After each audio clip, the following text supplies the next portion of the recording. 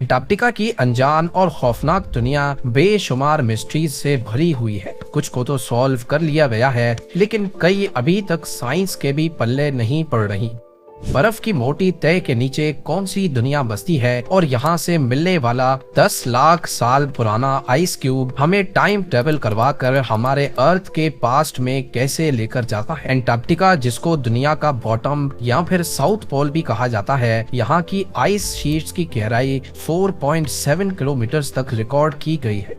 ये इतनी गहराई है जिसमें बुर्ज खलीफा जितनी 5 बिल्डिंग्स को एक दूसरे के ऊपर खड़ा किया जा सकता है। इस बर्फ के अंदर लाखों साल पुराने राज आज भी दफन है। सबसे पहले हम जानेंगे यहाँ की बर्फ के नीचे छुपी जिंदगी के बारे में।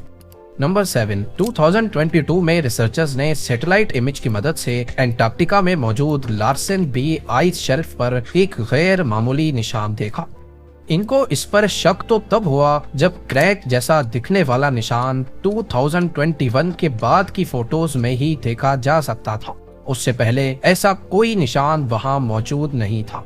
उन्होंने इस क्रैक को इन्वेस्टिगेट करने के लिए एक हॉट वाटर ड्रिल के आगे कैमरा लगाकर यहां सुराख करना शुरू किया।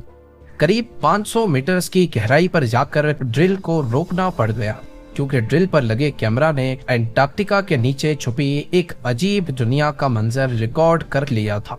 आइस शेल्फ के बीच एक सीक्रेट रिवर गुजर रही थी, जिसमें एक केव के अंदर हजारों लाखों एम्फीपॉड्स मौजूद थे। एम्फीपॉड्स की ये किस्म श्रिम्प, जिसे अक्सर झींगा भी कहते हैं, उससे काफी मिलती जुलती थी, जो ड्रिल के आने की वजह से काफी एक्टिव नजर आ रही थी। बस सवाल ये है कि अंटार्कटिका में एक रिमोट आइस शेल्फ के 500 मीटर अंदर एम्फीपॉड्स कहां से आए और ये जिंदा रहने के लिए क्या खाते होंगे। एक्सपर्ट्स का मानना है कि समंदर में तो झींगे मरे हुए डीकम्पोज्ड प्लांट्स खाते हैं। इसका मतलब ये हुआ कि अंटार्कटिका की इस सीक्रेट रिवर में जरूर कभी ना कभी प्लांट्स भी होते होंगे, जिनको खाकर ये अपनी दुनिया बसाए बैठे हैं। नंबर 6, समंदर का अभी तक का सबसे गहरा पॉइंट चैलेंजर डीप है। दूसरे नंबर पे ब्राउनसन डीप, लेकिन तीसरा गहरा पॉइंट अंटार्कटिका के सदर्न ओशन में मौजूद फैक्टोरियन डीप के नाम से जाना जाता है। इसको 2019 में डिस्कवर किया गया था, जिसकी गहराई 7437 मीटर कैलकुलेट की गई है। फैक्टोरियन डीप को सोनार स्कैनिंग की मदद से अंटार्कटिका के करीब डिटेक्ट किया गया है। इसमें शिप पर सोनार स्कैनर लगाकर सदर्न सी के बर्फीले पानी पर चलाया जाता है। अभी तक सी फ्लोर का जो मैप सोनार स्कैनिंग ने बनाया है, उसमें 1200 टेस्ट लगे हैं, लेकिन अभी भी रिसर्चर्स ये जान नहीं पाए कि ये पॉइंट कैसे बना था और इसका आसपास के समंदरी फर्श के साथ क्या कनेक्शन है। नंबर 5, 2022 में अंटार्कटिका से गुजरने वाली एक क्रूज लाइन के पैसेंजर्स ने पानी में एक बहुत बड़ी जेली फिश देखी। क्रूज के ऑपरेटर ने सबमर्सिबल डिप्लॉय की और पैसेंजर्स को पानी के अंदर जेली फिश का नजारा दिखाने ले गया। ये एक बहुत बड़ी जेली फिश थी, करीब 33 फीट बड़ी। इसको जायंट फैंटम जेली फिश कहा जाता है, लेकिन हैरानी की बात यह है कि Phantom jelly fish normally oceans की 3500 फीट की गहराई में रहती है, पर इसको अंटार्कटिका के समंदर की सतह पर देखा गया है। अभी तक रिसर्चर्स को कंफर्म नहीं है कि इतनी बड़ी जेलीफिश इस रीजन में क्या कर रही है, और वो भी समंदर की सतह पर। नंबर 4, अंटार्कटिका की वीरान बर्फीली वादियों के बीच में रिसर्चर्स को बर्फ के अंदर से एंशिएंट रेन फॉरेस्ट के सबूत मिले हैं, जो 9 करोड़ साल पुराने हैं। ये डिस्कवरी अंटार्कटिका की उस दुनिया का सबूत है जो बरसों पहले खो चुकी थी। ये फॉसिलाइज्ड जंगल बर्फ से ढके समंदरी फर्श के भी नीचे से दरियाफ्त हुआ है, जिसमें दरख्तों की जड़ें, पॉलन और उनके बीज पाए गए हैं। रेडियो कार्बन डेटिंग से ये पता लगा कि इनका ताल्लुक क्रिटेशियस पीरियड से है, वो वक्त जब अर्थ के एटमॉस्फेयर में कार्बन डाइऑक्साइड ज्यादा होने की वजह से यहाँ गर्माइश भी ज्यादा थी। ये फॉसिल्स अंटार्कटिका का ऐसा नक्शा बता रहे हैं जब यहाँ हरी भरी वादियां और रंग बिरंगी फील्ड्स हुआ करती थी। इसके अलावा 1909 में यहाँ से निकलने वाला कोयला इस बात की निशानी है कि अंटार्कटिका का रेन फॉरेस्ट कई करोड़ साल तक यहाँ मौजूद था, जो अब फॉसिल फ्यूल में कन्वर्ट हो चुका है।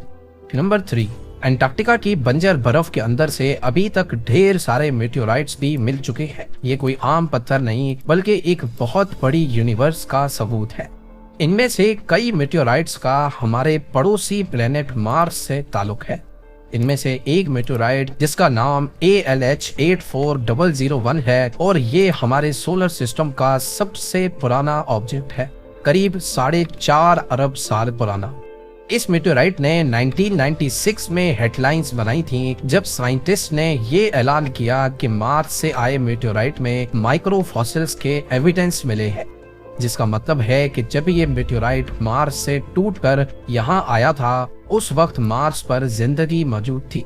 साइंटिस्ट के इन दावों की वजह से ही मार्स पर आज जिंदगी ढूंढने की कोशिश की जा रही है।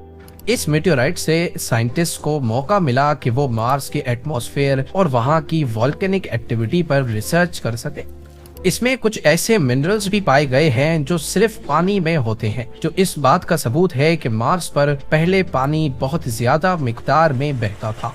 नंबर 2, हमें से अक्सर लोगों के जहन में एक सवाल आता है कि साइंटिस्ट को अर्थ के पास्ट एटमॉस्फेयर के बारे में इतना एक्यूरेटली कैसे पता चलता है। ये राज भी अंटार्कटिका की बर्फ के अंदर एंशिएंट आइस क्यूब्स में मौजूद है। यहाँ पिछले हजारों नहीं लाखों सालों से बर्फ मेल्ट नहीं हुई, जिसका मतलब है कि इनके अंदर उस वक्त के एटमॉस्फेयर के एयर बबल्स आज तक प्रिजर्व्ड है। यहाँ तक पहुँचने के लिए आइस के पूरे कोर को ड्रिल करके बाहर निकाला जाता है। जितना गहरा कोर बाहर निकाला जाएगा उतना ही टाइम में पीछे जाना आसान होगा। बर्फ की हर लेयर के अंदर मौजूद एयर बबल्स हर एक साल की एटमॉस्फेरिक कंडीशंस को महफूज रख कर बैठे हैं। ये एंशिएंट एयर के बबल्स हैं जिनको हजारों लाखों सालों से कभी डिस्टर्ब नहीं किया गया। इनमें मौजूद मुख्तलिफ गैसेस पर स्टडी करके साइंटिस्ट अर्थ के कदीम दौर की एक झलक को दोबारा से पेंट करने में कामयाब हुए हैं। 10 लाख साल पहले बना ये आइस कोर उस वक्त का है जब अर्थ का क्लाइमेट साइकिल 40,000 ईयर्स बाद चेंज होता था। इसके बाद ये साइकिल 1 लाख सालों के बाद बदलने लगा, जो अभी तक चलता आ रहा है। इन आइस कोर्स की मदद से अर्थ का फ्यूचर क्लाइमेट भी प्रेडिक्ट करना बहुत आसान हो गया है। जैसे हर 1000 सालों के बाद औंसे तूफान और सैलाब दुनिया में आते रहे हैं और इनको अब अगली बार कब आना है, ये सारी प्रिडिक्शन इन आइस कोर्स की मदद से ही की जाती है। और अब नंबर 1, 1950 में अंटार्कटिका की आइस शीट्स के नीचे एक बहुत बड़ी माउंटेन रेंज डिस्कवर की जा चुकी है, जिसको गैम्बर्टसेफ माउंटेन रेंज कहा जाता है। 1200 किलोमीटर तक फैली हुई इस माउंटेन रेंज के पहाड़ 3000 मीटर तक ऊंचे हैं। पर हैरानी की बात यह है कि ये पहाड़ दुनिया में मौजूद दूसरे पहाड़ों से काफी अलग है।